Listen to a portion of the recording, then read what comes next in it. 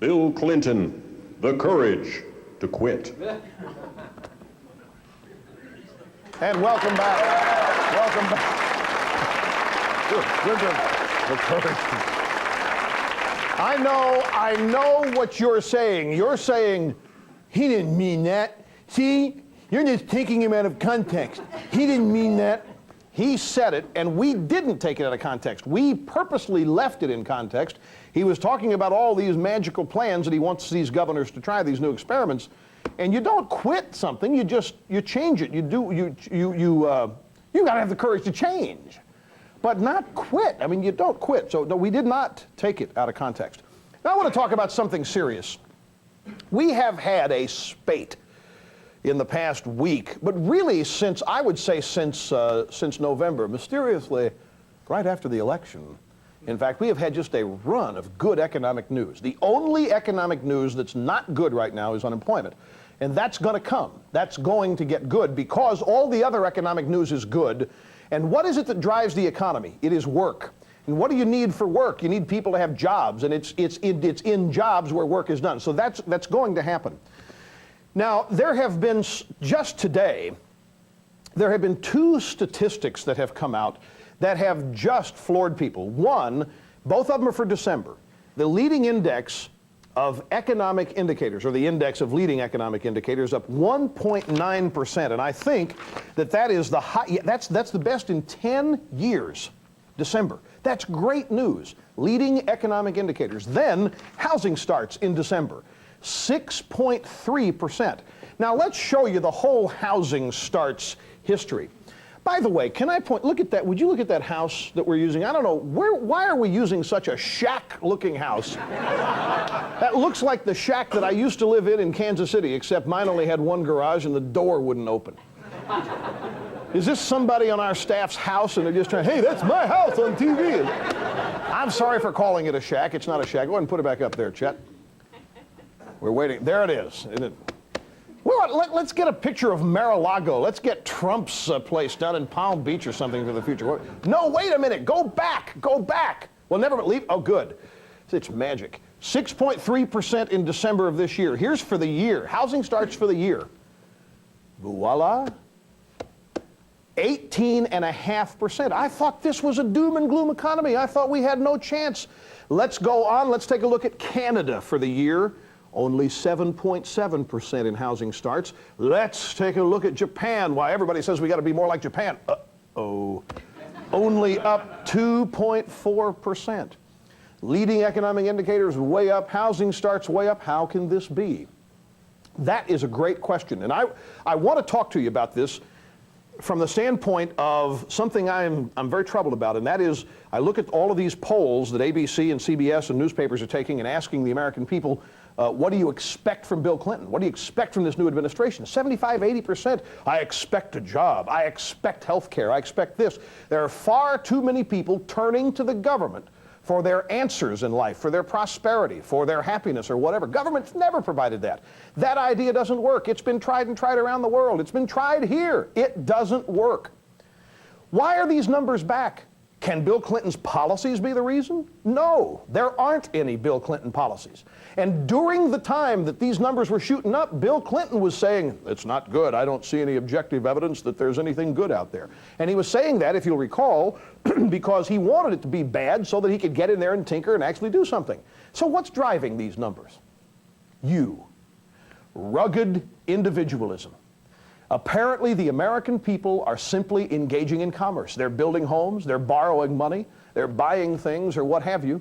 And all of these economic indicators, they don't lie. Remember all those people who said, boy, the news is going to be a lot worse once this election's over. The Bush administration's been hiding it. Where are you people now? The point here is that government policy doesn't affect this stuff. You do. The American people living their lives, investing in yourselves. That's what's causing all this to happen. And the big lesson here is, don't rely on a government policy. Don't wait for a government policy. Don't wait for some economic plan that's still smoke and mirrors. They're nowhere near having an economic plan, and yet all of these numbers continue to go up. Rugged individualism is blamed these days. It's called greed, it's called selfish, it's called cruel, it's called cold-hearted, and that's not what rugged individualism is. Rugged individualism built this country. And as I look around, it seems to be a creeping wave sweeping over this country of more and more people thinking they don't have a shot at it unless the government does something for them. And these numbers disprove that. We don't need a bunch of people from academia with their sleeves rolled up, tinkering with theories. And they can't say that their policies have brought this about. Now, there's one other bit of news, too. But first, let me show you what Dee Dee Myers, the presidential spokesman, said today about all this good news. Show us that, Chet. Read along with me. Obviously, all this is good news, but there's still no job recovery, no growth in the manufacturing sector. Let's show the headline from the New York Post today. Manufacturing growth surged to 4-year high. Now, let me read this. U.S. manufacturing expanded in January to the healthiest level in 4.5 years, marked by surging production and the biggest growth in new orders since 1983. I mean, they don't even know that manufacturing's come back. They're sitting there trying to come up with economic policies, and the president's spokesman says, yeah, but we still don't see any manufacturing growth. Well, right here it is. And it's all happening without government policy, folks. And that's the main thing that you need to take away from all this. There's also news out there about, there's an impending trade war coming. I don't know if you know this or not. Just last week, the steel industry succeeded in getting massive increases in tariffs on imported steel. And now a whole bunch of businesses, like the auto guys, you remember that meeting down in Little Rock where they came out smiling after the meeting with Clinton? They're now asking for import tariff increases, like up to 1,000%, $1,000 on certain kinds of cars. They're trying to limit competition. They're trying to freeze out competition from foreign markets. Not good for the consumer. That happens and prices go up. Jobs will come because there's work to be done, and everybody says, what about IBM? They're laying people off. Where am I going to work? They're laying people off because other companies have got the job. Other companies have gotten the work. Other companies have taken over where IBM's left off. This stuff is all going to work out, folks. There's going to be jobs because there's work that needs to be done. Learn this lesson. I've got a quick break. We'll be back with more right after this. Don't go away.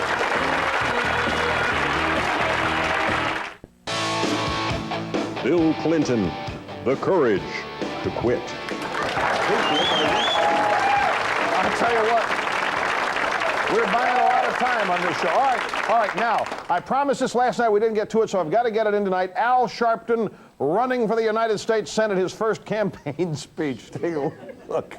If I had any question, it was asked when I saw Bill Clinton cross us in Haiti, and not one person stood in the Senate and questioned him on an outright reversal on foreign policy. He is right, ladies and gentlemen. He is absolutely right. I never thought I'd be agreeing with Senator Sharpton. But he's right. He's absolutely right. If it had been Bush and this Haiti thing would have happened, good Lord, there'd be protesters everywhere. I know that now. The Reverend Jackson has threatened something this weekend. He says the Haitians are coming if Clinton doesn't go down there and do something, and here's what he thinks we ought to do in Haiti. Listen to this. Here's a country as small as Haiti with 8,000 troops with no military threat. They only use those troops to kill other Haitians. About 80% of that army should be disbanded.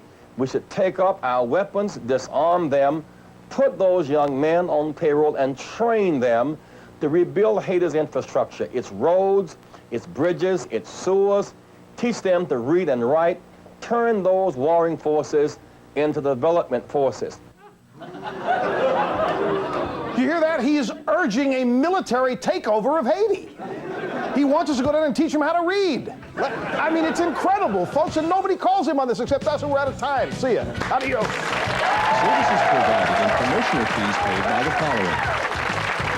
Rush Limbaugh's Wardrobe by Rochester, Big and Tall.